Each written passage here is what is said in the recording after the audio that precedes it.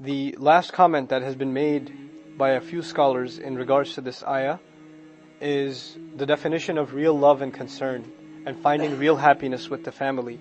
That one has to realize that what you think you're doing for the family now to make them happy isn't necessarily an act of love. It can even be an act of animosity.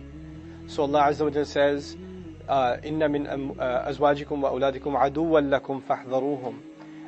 Even out of your spouses and children, they are enemies for you. Then look out for them. Watch out of them. Why does He say that? How can your spouse and your children be enemies to you when you think that you do things to make them happy and they do things to make you happy that displease Allah Subhanahu wa Taala? So the real happiness, the real surur is when the family comes together and they come to the obedience of Allah. For example, Allah says, "Wa'mur ahlaka bis-salah wastabir 'alayha." Command your family to the prayer. Tell your family to pray and be perseverant in that. وَاسْطَبِرْ عَلَيْهَا. Umar bin al-Khattab radiallahu anhu used to wake up his family for Qiyam al-Layl, which isn't even mandatory, and he used to recite that ayah. وَأْمُرْ أَهْلَكَ بِالصَّلَاةِ وَاسْطَبِرْ عَلَيْهَا. Subhanallah. Radiallahu anhu. So that's the attitude of real love. And a lot of times our children, and this is a side comment before we continue inshallah, our children, and our spouses perhaps even, they feel like we're dragging them into Islam. Or we're pulling them in, we're forcing it on them and things like that. You should first of all, make the deen feel like something so beautiful that they want to come to it. They want to come to it. And if they find it difficult or they find you find reluctance in that, you have to be patient with it. And you have to keep at it. You can't give it up. You can't say they don't want to hear it. You have to remember the legacy of Nuh alayhi salam. Right?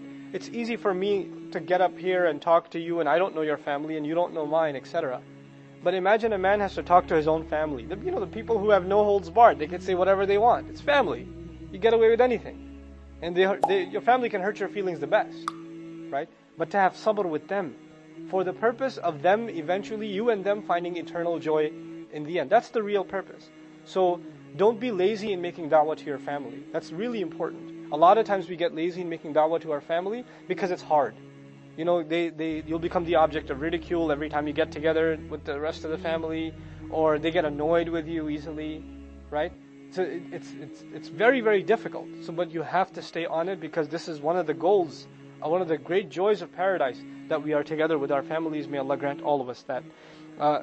Last thing about the interpretation of ila ahlihi, it's not just any family member. Ila ashiratihi in kanu mu'minin. Number one, it is to his relatives. His large numbers of relatives, so long as they had been believers.